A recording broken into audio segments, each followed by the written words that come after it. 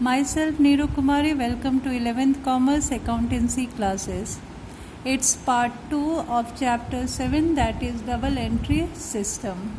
Today we cover the topic that is stages of double entry system, and also we discuss about the advantage and disadvantage of double entry system. Let's start with the stages of double entry system. We try to understand the different stages or the process of double entry system with the help of accounting cycle that we study in previous class. Accounting process broadly divided into 3 categories, and these are original records, classification, summary. In first stage, original record, we make entry of business financial nature transaction in general book in case of small business firm, and recorded in subsidiary book in case of large business firm. And the second stage is classification. Under classification, we prepare different accounts in ledger book and record same nature transaction at one place that we call accounts.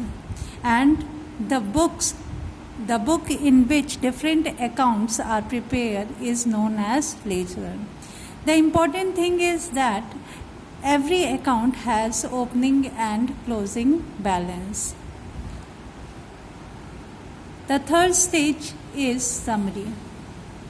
Summary include the preparation of trial balance, trading profit and loss account and balance sheet. Under this, on the basis of closing balance of every account, we prepare the trial balance. And trial balance has two sides, debit and credit. These two sides always match with each other. That is the proof of arithmetical accuracy. Then, on the basis of trial balance, we prepare the trading profit and loss account and balance sheet. Now we discuss about the advantage and disadvantage. Advantage of double entry system, or it also study as a causes of its popularity. The first advantage is double entry system is scientific nature, or it is treated as a scientific system, because under these rules are specified. On the basis of these specified rules, we make the entries. And second, complete records of every transaction. We already discussed that every transaction affects two accounts and or has two aspects, and both the aspects are recorded under double entry system. The third one is preparation of trial balance. Under this, we prepare trial balance on the basis of the closing balance of different ledger or different accounts, and trial balance has two sides, and these two sides always match with each other. It is the proof of arithmetical accuracy. And on the basis of trial balance, we prepare trading and P&L account. Through trading account, we get information about the gross profit and gross loss, and through P&L account, we get information about the net profit, net loss. The fourth advantage is knowledge of financial position of the business. Through this, we get information how much assets the business have and what amount of liability the business has. Then next one is knowledge of various information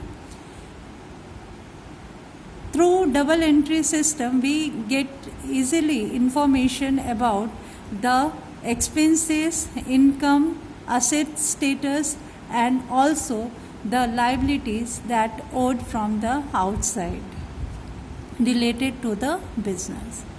Then next point is lesser possibility of fraud. In double entry system, the chances of fraud will be reduced. And the seventh point is legal approval. This system approved by the government in case of valuation of taxation or valuation of taxes. Eighth, comparative study. This system provides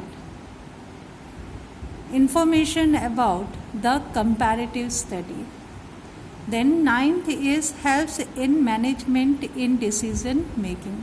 On the basis of these information that provided by the trading P&L account and balance sheet, on the basis of this information management take decision.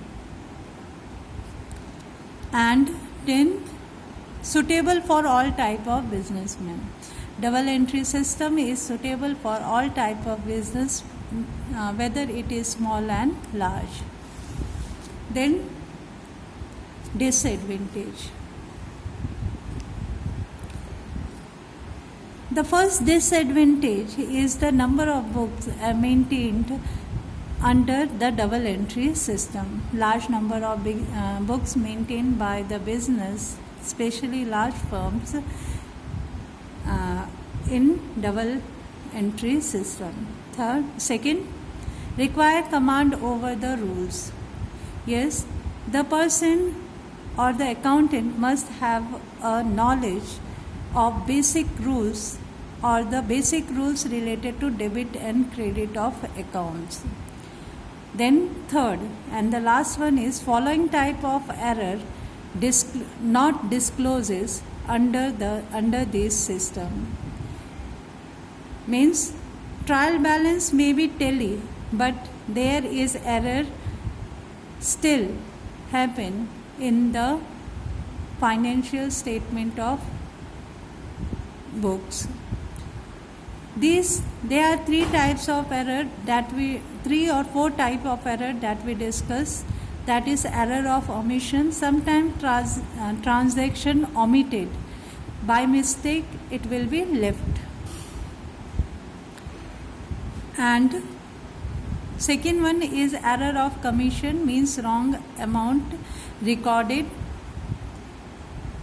at the initial stage or while recording of transaction, first stage that we call. Then third one is error of principle. The example related to it is revenue nature expenses may be recorded as a capital nature transaction. Then fourth one is compensating error. Sometimes it may happen that one error compensate or delete the effect of some other error. These type of errors may exist and also affect and may not affect the trial balance. That's all for today. Have a nice day.